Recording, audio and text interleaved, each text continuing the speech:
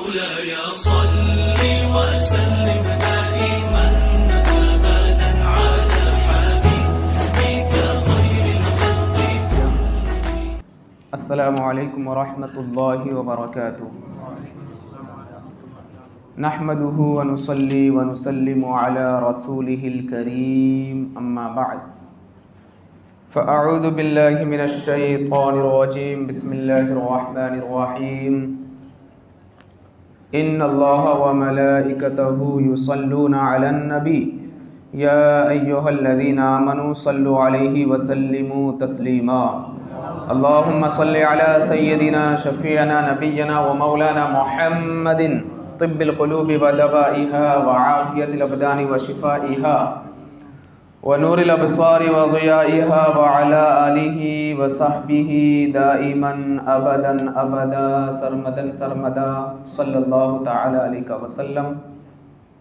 اللہ تعالیٰ کے فضل و کرم سے اور اس کے حبیب علیہ الصلاۃ والسلام کے صدقے انشاءاللہ آج 10ویں پارے کی اجمالی تفسیر آپ حضرات کے سامنے بیان کی جائے گی. 10واں جو پارہ ہے اس میں شروع میں جو ہے سورہ انفال کا کچھ حصہ ہے، اس کے بعد پھر سورہ توبہ کی شروعات ہوتی ہے. اب 10ویں پارے کی جو سب سے پہلی آیت کریمہ ہے جو سورہ انفال کی 41ویں آیت ہے، وَاعْلَمُوا أَنَّمَا غَنِمْتُم مِّن شَيْءٍ فَأَنَّ لِلَّهِ خُمُسَهُ وَلِلرَّسُولِ وَلِذِي الْقُرْبَى وَالْيَتَامَى وَالْمَسَاكِينِ وَابْنِ السَّبِيلِ إِن كُنتُمْ آمَنتُم بِاللَّهِ وَمَا أَنزَلْنَا عَلَى عَبْدِنَا يَوْمَ الْفُرْقَانِ يَوْمَ الْتَقَى الْجَمْعَانِ وَاللَّهُ عَلَى كُلِّ شَيْءٍ قَدِيرٌ. اس پہلی آیت کریمہ میں مال غنیمت کے تقسیم کے حوالے سے پروردگار عالم نے کچھ احکامات نازل فرمایا ہے. مال غنیمت کس کو کہتے ہیں؟ کہ جب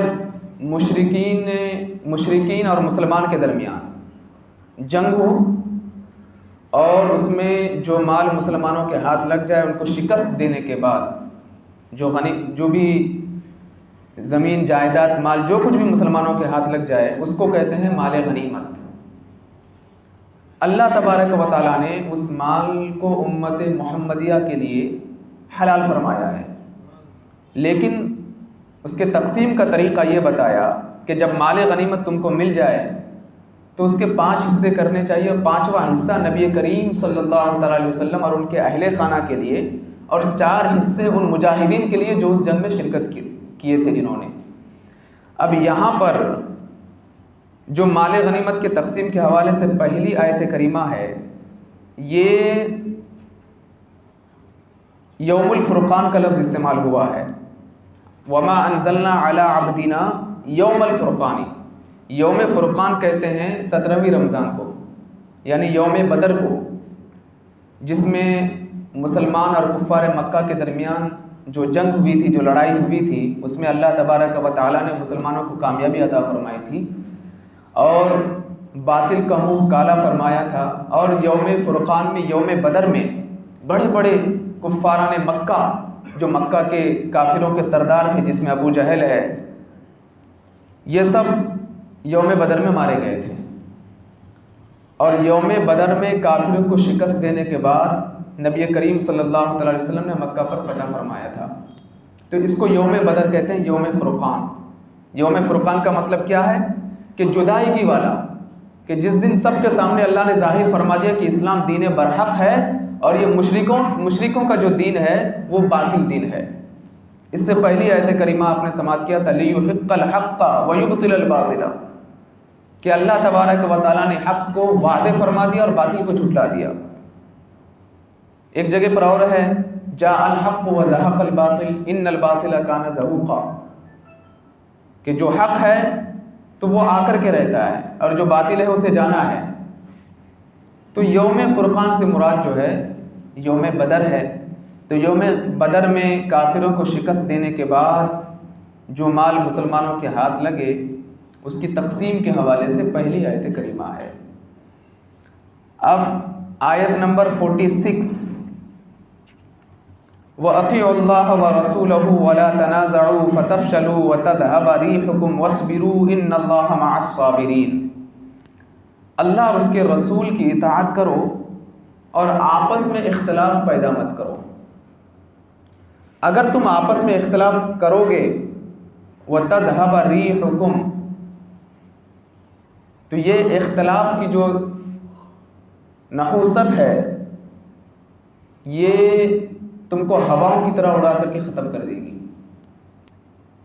اور صبر کا مظاہرہ کرو۔ تو یہاں پر جو آیت کریمہ ہے اللہ اور اس کے رسول کی اطاعت کرنے کے ساتھ ساتھ بندوں کو، امت محمدیہ کو اتحاد قائم کرنے کے حوالے سے اللہ تبارک و تعالیٰ نے حکم عطا فرمایا ہے۔ آج جو جگہ جگہ پر ہم ذلیل ہو رہے ہیں یا رسوا ہو رہے ہیں یا ناکامی ہمارے ہاتھ آ رہی ہے یا ہمیں ظالم طاقتیں قوتیں ستا رہی ہے، اس کی سب سے بڑی وجہ یہ ہے کہ آج ہم آپسی اختلاف میں پڑے ہوئے ہیں۔ ہم خود ایک پلیٹ فارم پہ جمع ہی نہیں ہوئے، جس کی وجہ سے باطل قوتوں کو طاقت مل جاتی ہے اور پھر وہ ہم کو نیچے دبانے کی کوشش کرتی ہے۔ یہ ہمارے اختلافوں کا نتیجہ ہے۔ اگر ہمیں کامیابی اور کامرانی سے ہمکنار ہونا ہے تو سب کو ایک پلیٹ فارم پہ جمع ہو کر کے اللہ اور اس کے رسول کی اطاعت کرنی پڑے گی۔ دین کے معاملے میں کوئی کسی کے ساتھ کمپرومائز نہ کرے، سب ایک پلیٹ فارم پہ کھڑے ہو جائے، کوئی کسی کو گالی نہ دے، کوئی کسی کی چغلی نہ کرے، کوئی کسی کی برائی نہ کرے، کوئی کسی سے حسد نہ کرے، جلن نہ کرے، ایک جگہ پر جمع ہو کر کے ہر کوئی وہی کام کرے جس کا حکم اللہ اور اس کے رسول صلی اللہ علیہ وسلم نے ہمیں عطا فرمایا ہے۔ تو یہ جو 46 آیت نمبر 46 ہے، اس میں اللہ اور اس کے رسول کی اطاعت کے ساتھ ساتھ پروردگار عالم نے اپنے بندوں کو اتحاد کا بھی حکم عطا فرمایا ہے کہ متحد ہو کر کے رہو۔ اسی صورت میں آیت نمبر 48 وَإِذْ زَيَّنَ لَهُمُ الشَّيْطَانُ أَعْمَالَهُمْ وَقَالَ لَا غَالِبَ لَكُمُ الْيَوْمَ مِنَ النَّاسِ وَإِنِّي جَارٌ لَكُمْ فَلَمَّا تَرَاءَتِ الْفِئَتَانِ نَكَصَ عَلَى عَقِبَيْهِ وَقَالَ إِنِّي بَرِيءٌ مِّنكُمْ إِنِّي أَرَىٰ مَا لَا تَرَوْنَ إِنِّي أَخَافُ اللَّهَ وَاللَّهُ شَدِيدُ الْعِقَابِ۔ یہ جو آیت کریمہ ہے یہ جنگ بدر کا ایک نقشہ یہ آیت کریمہ پیش کرتی ہے۔ ہوا یوں کہ جب جنگ بدر کا ماحول قائم ہونے والا تھا جنگ کا، تو جو شیطان تھا اس نے مشرکین عرب کو، کافروں کے سردار کو جا کر کے کہا کہ تم جیتنے والے ہو،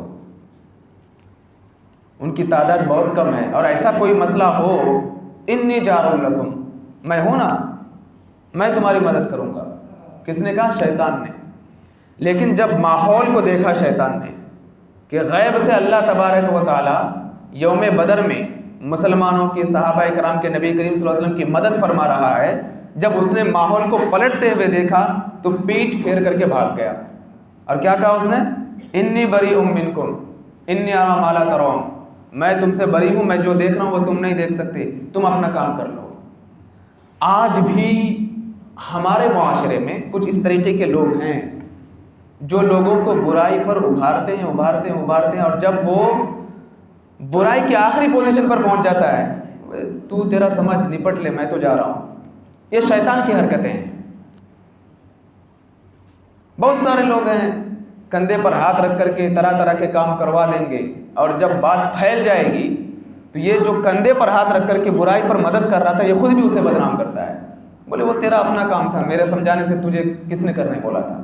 کیا تجھے عقل نہیں، تجھے دماغ نہیں، تیری سوچ اتنی نہیں ہے کہ یہ برا کام ہے؟ تو کبھی بھی برائی کے معاملے میں کسی کے بہکاوے میں نہیں آنا، وہی کام کرنا جس کا حکم اللہ نے ہمیں عطا فرمایا ہے۔ وَتَعَاوَنُوا عَلَى الْبِرِّ وَالتَّقْوَىٰ وَلَا تَعَاوَنُوا عَلَى الْإِثْمِ وَالْعُدْوَانِ۔ پروردگار عالم کلام مجید میں ارشاد فرماتا ہے کہ لوگوں کی مدد کرو نیکی کرنے میں، لوگوں کی مدد کرو اس صورت میں کہ وہ متقی بن جائے، پرہیزگار بن جائے۔ کسی کی مدد اس کے برائی کرنے میں مت کرو۔ آج لوگ برائی کرنے میں مدد کرتے ہیں، نیکی کرنے میں مدد نہیں کرتے۔ برائی کرنے میں آپ کو ہزاروں کی تعداد میں مدد کرنے والوں کی ایک فہرست نظر آ جائے گی۔ ابھی اگر آپ دیکھو گے آج کا معاشرہ تو کتنے ایسے نوجوان لڑکے ہیں، ابھی وہ نئی مووی کون سی آئی یہ بتانا، دیکھنا ہے ابھی کا پریزنٹ میں کیا چل رہا ہے سوشل نیٹ ورک پہ، اس طرح کر کے دوست کی برائی میں مدد کرتا ہے، تو وہ حقیقت میں آپ کا دوست نہیں ہوا، وہ تو آپ کی ٹانگ کو پکڑ کر کے جہنم میں گھسیٹتے ہوئے لے کر کے جا رہا ہے۔ دوست وہ ہے جو آپ کو برائیوں کے دلدل سے نکال کر کے دین کی خوبصورت اور اس کا حسن و جمال آپ کے سامنے جو ہے دکھائے، وہ دوست ہے۔ وہ کبھی آپ کا دوست ہو ہی نہیں سکتا جو برائیوں کا پردہ چاک کر کے آپ کو برائیوں میں ڈال دے۔ دوست تو وہ ہے جو آپ کو اللہ اور اس کے رسول کے حکم کی اطاعت کرنے کا حکم دے۔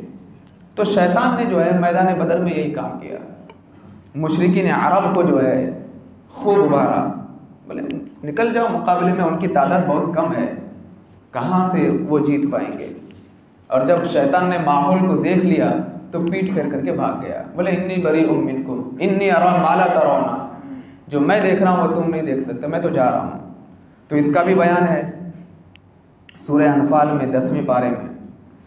اسی طرح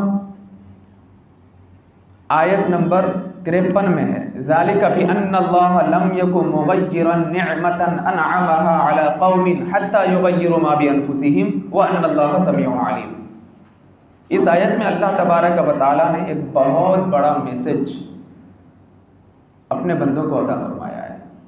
وہ کیا ہے کہ جب بندے اللہ کی نعمت کی ناقدری کرتے ہیں اور اپنے آپ کو بدلتے نہیں ہیں تو پھر اللہ تبارک و تعالیٰ اس قوم کی جانب توجہ نہیں فرماتا ہے، ظالم بادشاہ کو مسلط فرما دیتا ہے۔ پھر ایک جگہ پر اور ہے ان اللہ لا یغیر ما بقوم حتی یغیروا ما بانفسہم، کیا اللہ تبارک و تعالیٰ کسی قوم کو نہیں بدلتا جب تک وہ خود اپنے آپ میں تبدیلی پیدا نہیں کر لیتے۔ لوگ گناہوں پر گناہ کرتے جا رہے ہیں، سوچ رہے ہیں کہ اللہ کی مدد نازل ہوگی، غلطی پر غلطی کرتے جا رہے ہیں، سوچ رہے ہیں کہ اللہ کی مدد نازل ہوگی، تو پھر نہیں نازل ہوگی اللہ کی مدد۔ سب سے پہلے بندے کو چاہیے کہ وہ صحیح بندہ بن کر کے دکھائے، پھر اللہ اپنے بندے کی مدد فرمائے گا۔ اب یہاں صحیح سے بندے ہی نہیں بنے، مؤذن 5 مرتبہ پکارتا ہے حی علی الصلاۃ حی علی الصلاۃ حی علی الصلاۃ، توجہ ہی نہیں۔ جب جی چاہے تب عبادت کریں گے، جب ریلیکس محسوس ہوگا تب جا کر کے عبادت کریں گے، تھکاوٹ ہے ابھی سو جاتے ہیں، تو عبادت بھی اگر اپنی مرضی کے مطابق کرو گے تو پھر مولا کی مدد نازل نہیں ہوگی۔ تو لہٰذا اللہ فرماتا ہے کہ جب تک قوم خود اپنی حالت نہیں بدلے گی میں پھر اس قوم کی حالت بدلنے والا نہیں ہوں۔ وَإِذَا أَرَادَ اللَّهُ بِقَوْمٍ سُوءًا فَلَا مَرَدَّ لَهُ، اور جب اللہ تبارک و تعالیٰ کسی قوم کے ساتھ برائی کا ارادہ فرما لیتا ہے تو پھر کوئی بھی اس کی مدد نہیں کر سکتا۔ وَمَا لَهُم مِّن دُونِهِ مِن وَالٍ، اور اللہ کے علاوہ کوئی مدد کر ہی نہیں سکتا ہے۔ اتنا اگر اللہ عذاب نازل کر دے پھر دنیا کی پوری طاقت مل کر کے مقابلہ کر کے پھر اس عذاب کا مقابلہ نہیں کر سکتی ہے۔ تو لہٰذا ہمیں خود سے اپنے اندر تبدیلی پیدا کرنی چاہیے، اللہ کے احکامات پر عمل کر کے، رسول کریم صلی اللہ علیہ وسلم کی اطاعت کر کے۔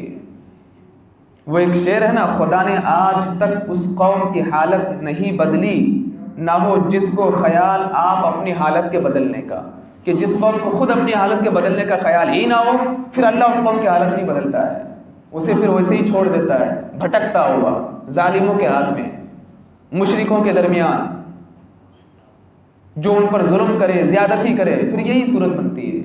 تو آج بھی ہماری کچھ ایسی حالت ہے، تو ہمیں چاہیے کہ ہم اللہ کے احکامات کی پابندی کریں، یہ نہ دیکھیں کہ کس کی حکومت ہے کیا ہے، نہیں ہے، نہیں، اللہ کا حکم ہے تو اس کے حکم کے آگے کسی کی حکومت نہیں چلتی ہے۔ جب ایک بندہ عزم مصمم کر لیتا ہے کہ میں کہیں بھی رہوں اللہ کے حکم کی پابندی کروں گا تو پھر اللہ غیب سے مدد نازل فرما دیتا ہے۔ وہ ایک شعر سنا ہوگا نا آپ نے، اٹھ باندھ کمر کیوں ڈرتا ہے پھر دیکھ خدا کیا کرتا ہے، کہ کمر کو باندھ کر کے تو کھڑے تو ہو، پھر دیکھ اللہ تیری کس طریقے سے مدد کرتا ہے۔ تو لہٰذا بندے کو چاہیے کہ وہ اللہ کے حکم کی اطاعت ہمیشہ کرے، چاہے وہ جس ماحول میں بھی رہے۔ یہ جو آیت کریمہ ہے ایک جھنجھوڑنے والی آیت کریمہ ہے کہ تبدیلی خود سے ہمیں اپنے اندر پیدا کرنی چاہیے. رمضان کا مہینہ آیا تبدیلی آ گئی, رمضان جیسے ہی ختم تبدیلی ختم. رمضان میں تو مسجدیں فل نظر آتی ہے, جیسے ہی عید کا دن ظہر کی نماز سے لوگ غائب ہو جاتے ہیں. کیوں بھائی؟ کیا عید کے بعد ظہر کی نمازیں معاف ہے آپ کے لیے؟ عصر مغرب عشاء معاف ہے. صرف رمضان میں ہی سحری کرنے کے لیے اٹھو گے تو فجر میں آؤ گے, باقی دنوں میں. تو یہ تبدیلی جو رمضان میں اپنے اندر پیدا کرتے ہو نا, یہ پورے 12 مہینے یہ تبدیلی انسان کے اندر آنی چاہیے. تب پھر اللہ غیب سے مدد نازل فرما دے گا. ایسی مدد نازل فرمائے گا کہ رہو گے ظالموں کے درمیان لیکن وہ تمہارا کچھ نہیں بگاڑ پائیں گے, کیونکہ تم نے اپنے آپ کو تبدیل کر لیا مولا کے لیے. پھر مولا اپنی طاقت اور قوت کا مظاہرہ فرما کر کے غیب سے تمہاری مدد فرمائے گا. تو آیت نمبر 53 میں اللہ تبارک و تعالیٰ نے یہی بیان فرمایا ہے. اسی طرح آیت نمبر 63 میں وَأَلَّفَ بَيْنَ قُلُوبِهِمْ وَأَلَّفَ بَيْنَ قُلُوبِهِمْ لَوْ أَنفَقْتَ مَا فِي الْأَرْضِ جَمِيعًا مَا أَلَّفْتَ بَيْنَ قُلُوبِهِمْ وَلَكِنَّ اللَّهَ أَلَّفَ بَيْنَهُمْ إِنَّهُ عَزِيزٌ حَكِيمٌ. يَا أَيُّهَا النَّبِيُّ حَسْبُكَ اللَّهُ وَمَنِ اتَّبَعَكَ مِنَ الْمُؤْمِنِينَ. یہ جو آیت نمبر 63 ہے نا سورہ انفال کی, اس میں اللہ تبارک و تعالیٰ نے بندوں کو باہمی محبت کا حکم عطا فرمایا ہے. وَأَلَّفَ بَيْنَ قُلُوبِهِمْ لَوْ أَنفَقْتَ مَا فِي الْأَرْضِ جَمِيعًا مَا أَلَّفْتَ بَيْنَ قُلُوبِهِمْ. نبی کریم صلی اللہ تعالیٰ علیہ وسلم کی آمد سے قبل ہی 2 قبیلے تھے, اوس و خزرج, عرب میں, اور کافی لمبے عرصے سے ان کے درمیان جھگڑے چل رہے تھے. اور عرب کا جھگڑا بہت مشہور ہے, یہ لوگ جلدی صلح نہیں کرتے تھے. لیکن جب آقا کائنات علیہ الصلوۃ والسلام اس کائنات میں تشریف لائے تو دونوں قبیلے جب میرے آقا پر اس میں سے جو لوگ ایمان لے کر کے آ گئے, ان کے درمیان ایسی محبت پیدا ہو گئی گویا کہ کبھی ان کے درمیان دشمنی تھی ہی نہیں. اب اس آیت کریمہ کے ذریعے سے اس بات کا علم ہوا کہ تم اتحاد ایک ہی بات پر قائم کر سکتے ہو, وہ ہے رسول اللہ کے نام پر اتحاد قائم کر سکتے ہو. اللہ کے رسول کے نام پر ایک پلیٹ فارم پہ جمع ہو جاؤ. تم اگر یہ سوچتے ہو کہ میں الگ سے کام کروں گا, میں الگ سے کام کروں گا, میں الگ سے کام کروں گا, تو کام نہیں کر سکتے. بس سارے لوگ مل کر کے ایک پلیٹ فارم پر کھڑے ہو کر کے اس پیغام کو عام کرنے کی کوشش کرو جو رسول اللہ نے تمہیں عطا کیے ہیں, جو اللہ کے رسول نے تمہیں دیا ہے. تو اس آیت کریمہ کے ذریعے سے باہمی محبت الفت اللہ تبارک و تعالیٰ نے جو ہے پیدا کرنے کا حکم عطا فرمایا. ایک دوسرے کے لیے دلوں میں حسد پیدا مت کرو, جلن پیدا مت کرو, کچھ نہیں ہونے والا ہے اس سے سوائے کڑ کڑ کر کے زندگی گزارنا. اگر آپ اپنے دل میں کسی کے لیے جلن پیدا کریں گے, اس کا کچھ بگڑنے والا تو نہیں ہے, لیکن اتنا ضرور ہے آپ کبھی پیٹ بھر کر کے سکون سے کھانا نہیں کھا سکتے اور کبھی سکون کی نیند نہیں آ سکتی آپ کو, چونکہ حسد ہے. حسد کی آگ بہت خطرناک ہے, یہ اندر سے انسان کو جلا دیتی ہے. کھانا کھانے بھی بیٹھے تو پیٹ بھر کے نہیں کھا پائے گا, بستر پر گئے اے سی چالو ہے, کروٹ بدلتے رہے گا لیکن نیند نہیں آئے گی. تو حسد پیدا نہیں کرنا کبھی کسی کے لیے دلوں میں. تو باہمی محبت یہ دلوں کو تقویت پہنچاتی ہے. اسی کا حکم اللہ تبارک و تعالیٰ نے آیت کریمہ میں دیا, اور ساتھ ہی ساتھ پروردگار عالم فرماتا ہے یا ایھا النبی حسبک اللہ. اے نبی, اے میرے نبی, آپ کا رب ہی آپ کے لیے کافی ہے. یہاں اللہ تبارک و تعالیٰ اپنے نبی کی حوصلہ افزائی فرما رہا ہے. آپ کافروں کے درمیان ہیں, آپ کی تعداد کم ہے, کفار مکہ کی تعداد بہت زیادہ ہے, آپ فکر نہ کریں, آپ کا مولا آپ کے لیے کافی ہے. وَمَنِ اتَّبَعَكَ مِنَ الْمُؤْمِنِينَ, اور جو مومنین آپ کی اتباع کرتے ہیں اگرچہ ان کی تعداد کم ہے لیکن ہم نے ان کو ایمان کی طاقت عطا کی ہے, یہ آپ کے لیے کافی ہے. تو اللہ تبارک و تعالیٰ نے اپنے نبی کی حوصلہ افزائی فرمائی. کبھی مسلمان جو اللہ اس کے رسول پر ایمان لے کر کے آ گیا, اپنے آپ کو کمزور نہیں سمجھنا. تمہارے پاس سب سے بڑی اگر کوئی طاقت ہے تو وہ ایمان کی طاقت ہے جو اللہ نے تمہیں عطا کی ہے. ایمان کی طاقت فرعون کی بیوی آسیہ, یہ ایمان کی طاقت ہی کا تو نتیجہ تھا کہ اسی کے محل میں رہی لیکن سجدہ وہ پروردگار عالم کو کیا کرتی تھی. تو یہ ایمان کی طاقت ہے کہ جو اتنا بڑا ظالم انسان تھا لیکن ایمان کی طاقت کے آگے کسی کا ظلم بھی نہیں چلتا، کسی کی طاقت بھی نہیں چلتی ہے۔ تو اللہ نے ہمیں بہت بڑی طاقت دی ہے، ایمان کی طاقت، ہمیں اس کی حفاظت کرنی چاہیے۔ تو آیت نمبر 63 میں اللہ تبارک و تعالیٰ نے باہمی مشورے کا حکم عطا فرمایا ہے۔ اسی طرح آیت نمبر 66 میں یا ایھا النبی حرض المؤمنین علی القتال ان یکم منکم 20 صابرون یغلبوا 200 وان یکم منکم 100 یغلبوا 1000 من الذین کفروا بانہم قوم لا یفقہون۔ اللہ تبارک و تعالیٰ نبی کریم صلی اللہ علیہ وسلم سے فرما رہا ہے کہ اے نبی، مومنین کو جہاد پر ابھاریے۔ اگر مومنین کی تعداد 20 ہیں، کتنے؟ 20 ہیں، ہم ان کو 100 پر غلبہ عطا فرما دیں گے۔ یعنی اگر مومنین 20 ہیں، ہم 100 پر غلبہ عطا کر دیں گے، اور اگر مومنین 100 ہیں، ہم ان کو ہزاروں پر غلبہ عطا کر دیں گے۔ تو پتہ یہ چلا کہ اللہ تبارک و تعالیٰ اہل ایمان کی غیب سے مدد فرماتا ہے۔ ان کی تعداد اگرچہ کم ہے۔ آپ ہمارے اسی کنٹری کی حالات کا جائزہ لیں، جو اہم ڈپارٹمنٹ ہیں جہاں پر بھی آپ دیکھیں، سب انہی کے ہاتھ میں ہے نا، سب تو انہی کے ہاتھ میں ہے۔ لیکن اس کے باوجود وقت پر ہماری مسجد میں اذان ہو رہی کہ نہیں ہو رہی ہے؟ نماز ہو رہی کہ نہیں ہو رہی ہے؟ ہم روزہ رکھ رہے ہیں کہ نہیں رکھ رہے ہیں؟ کلام مجید کی تلاوت کر رہے ہیں کہ نہیں؟ پورے ڈپارٹمنٹ ان کے ہاتھ میں ہے۔ لیکن پھر یہ کون سی طاقت ہے کہ ہم اللہ کے احکامات کی پابندی کر رہے ہیں اور کوئی طاقت روک نہیں پا رہی ہے؟ ہماری تعداد اگرچہ کم ہے، تو اللہ ہماری مدد فرما رہا ہے کہ میرے بندو، تمہاری تعداد اگرچہ کم ہے، تم 10 ہو، وہ 200 ہوں گے، تم اگر 10 بھی ہو تو میں 200 پر تم کو غلبہ عطا کر دوں گا۔ تم اگر 100 کی تعداد میں رہو، وہ 2000 کی تعداد میں رہیں گے، تب بھی میں تمہیں غلبہ عطا کر دوں گا۔ لیکن ضروری ہے کہ پختہ ایمان مجھ پر رکھو اور صبر کا مظاہرہ کرو، ضرور میں تمہاری مدد کروں گا۔ اور دیکھیں میدان بدر میں 313 مسلمانوں کی تعداد تھی، 313، ہزاروں کی تعداد میں بڑے بڑے کافر تھے، بڑے بڑے طاقتور تھے، اور وہ اسی وہم اور گمان میں بیٹھے تھے کہ ہماری تعداد زیادہ ہے، ہم ہی جیتیں گے۔ لیکن بدر کے نقشے نے ایک ایسا نقشہ پوری دنیا کے سامنے پیش کیا کہ تعداد پہ بھروسہ نہیں کرنا، بھروسہ اپنے رب پر کرنا ہے، اپنے مولا پر کرنا ہے۔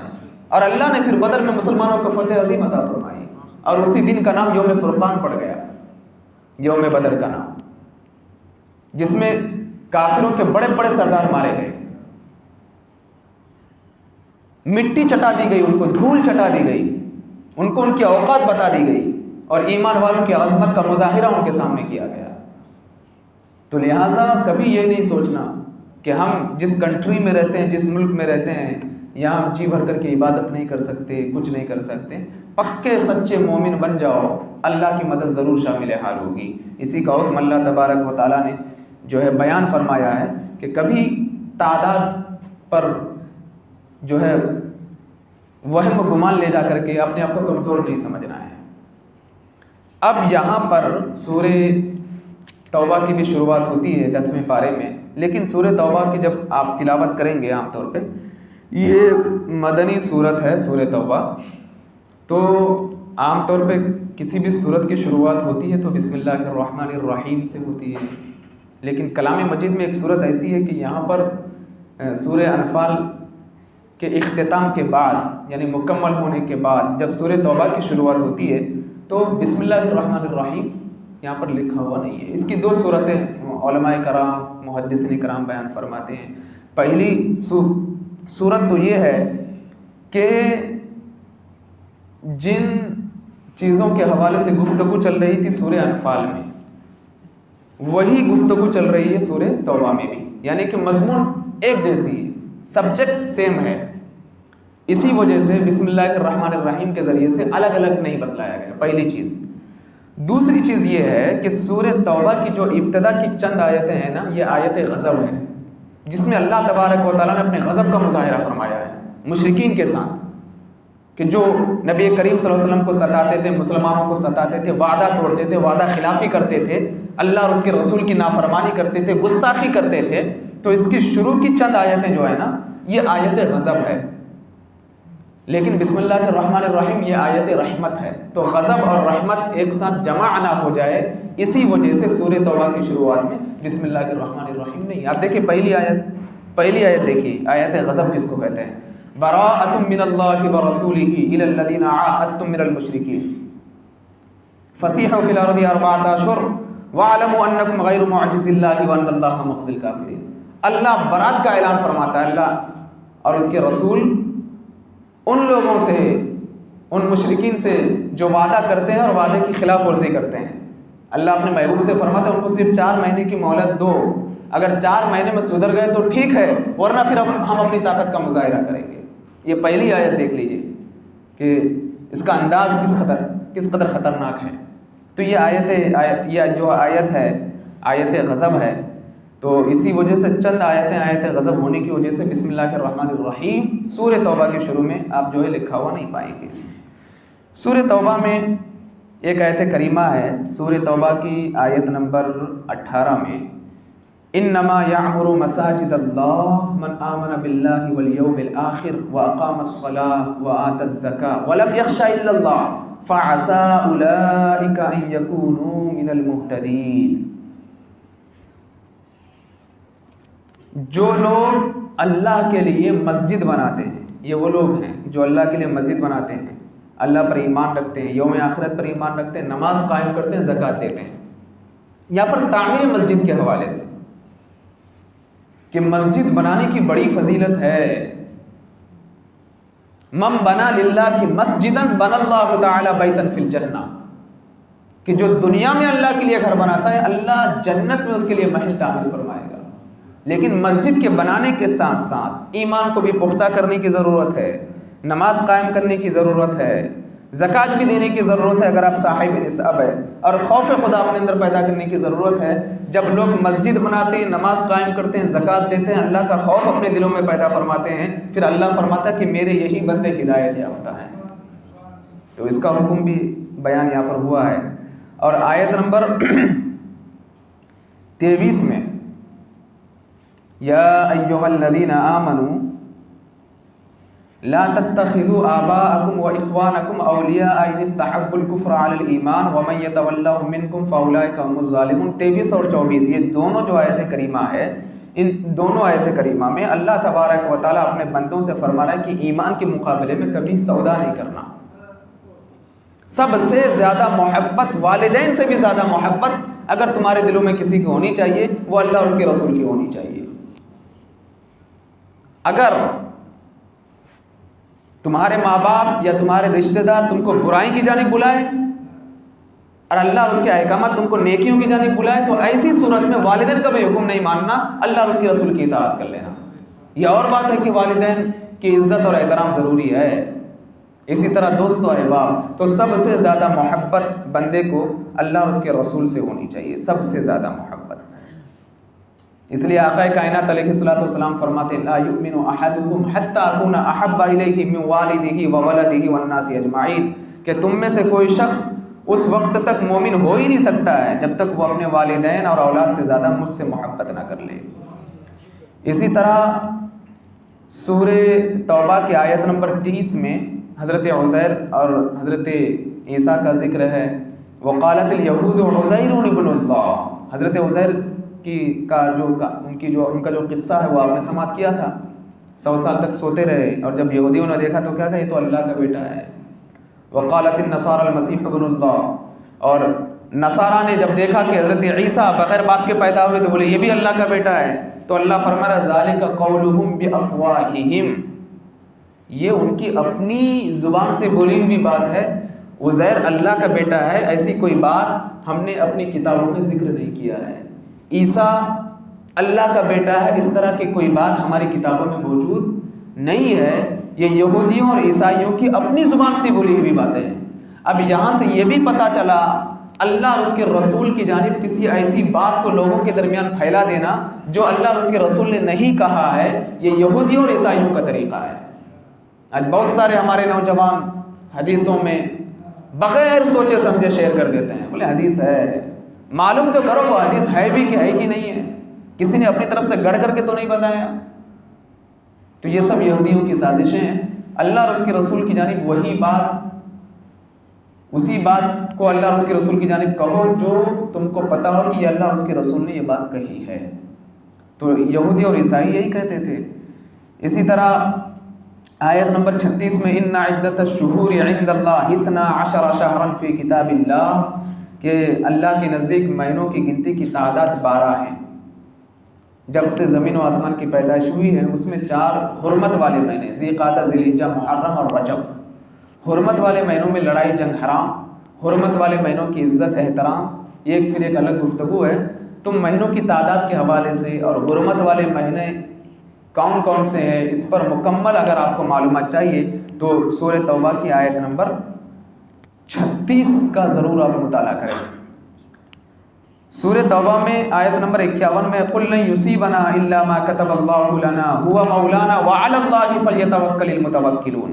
یہ آیت کریمہ ہے، یہ بہت طاقتور آیت کریمہ ہے۔ اللہ تبارک و تعالیٰ اپنے محبوب سے فرما رہا ہے کہ ہمیں وہی چیز پہنچتی ہے جو اللہ نے ہمارے مقدر میں لکھ دیا ہے، لہٰذا جو تقدیر میں اللہ نے لکھا وہی ہے۔ اور پھر مومن کو چاہیے کہ وہ اللہ ہی پر بھروسہ کرے۔ وَعَلَى اللَّهِ فَلْيَتَوَكَّلِ الْمُتَوَكِّلُونَ۔ کسی کے کچھ کہنے سے تیرا ایسا ہونے والا ہے، تیرا ایسا ہونے والا ہے، تیرے معاملات بگڑ جائیں گے، نہیں۔ حسبنا اللہ ونعم الوکیل نعم المولا ونعم النصیر۔ ایک مومن کی شان یہ ہونی چاہیے، وہ یہی کہ میرا مولا میرے لیے کافی ہے، میرا مولا میرا مددگار ہے، وہی میرا پالن ہار ہے، وہی میرے بگڑے ہوئے حالات کو سنوار دیتا ہے۔ پھر اللہ تبارک و تعالیٰ اپنے بندے کی یقیناً مدد فرمائے گا۔ تو یہ اس آیت کریمہ میں ہے۔ اور ساتھ ہی ساتھ سورہ توبہ کی آیت نمبر جو ہے 67 میں منافقین کا بھی ذکر ہے، اور اس کے بعد تھوڑا سا آگے چل کر کے مومنین کا ذکر ہے کہ منافقین کیا کرتے ہیں۔ المنافقون والمنافقات بعضهم من بعض یأمرون بالمنکر وینہون عن المعروف۔ منافقین ایک دوسرے کے دوست ہیں، وہ لوگوں کو برائیوں کا حکم دیتے ہیں اور بری باتوں اچھی باتوں سے روکتے ہیں۔ پتہ یہ چلا کہ لوگوں کو برائیوں کا حکم دینا یہ منافقین کی عادت ہے، اچھی باتوں سے روکنا یہ منافقین کی عادت ہے۔ مومنین کی عادت کیا ہے؟ والمؤمنون والمؤمنات بعضهم اولیاء بعض۔ مومنین اور مومنات ایک دوسرے کے دوست ہیں۔ یأمرون بالمعروف وینہون عن المنکر، یہ لوگوں کو برائیوں سے روکتے ہیں اور اچھی باتوں کا حکم دیتے ہیں۔ تو جو مومن ہے وہ لوگوں کو اچھی باتوں کا حکم دیتا ہے، نماز قائم کرتا ہے، زکوٰۃ دیتا ہے، اللہ اور اس کے رسول کی اطاعت کرتا ہے۔ اب مومنین منافقین کا تذکرہ فرمانے کے بعد آخر میں اللہ فرماتا ہے وعد اللہ المؤمنین والمؤمنات جنات تجری من تحتها الانہار خالدین فیہا ومساکن طیبۃ فی جنات عدن ورضوان من اللہ اکبر ذلک هو الفوز العظیم۔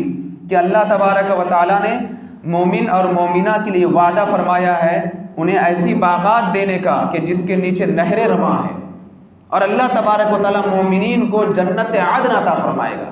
جنت کی کئی قسمیں ہیں، جنت الفردوس بھی ہے۔ جنت عدن اس جنت کو کہتے ہیں جس جنت کو اللہ تبارک و تعالیٰ نے اپنی دست قدرت سے بنایا ہے۔ بہت خوبصورت جنت ہے، یہ اللہ نے مومنین کے لیے بنایا ہے، اور مومنین اللہ کی رضا حاصل کرتے ہیں، اور یہ مومنین کے لیے بڑی کامیابی ہے۔ تو اب ہمارے اوپر ہے کہ ہم اچھے کاموں کا حکم دے کر کے مومنین کی فہرست میں شامل ہو سکتے ہیں، اور برے کاموں کا حکم دے کر کے منافقین کی فہرست میں شامل ہو سکتے ہیں۔ اللہ تبارک و تعالی ہم سب کو وہ تمام احکامات کرنے کی توفیق عطا فرمائے، اور ان تمام احکامات کی پابندی کرنے کی توفیق عطا فرمائے۔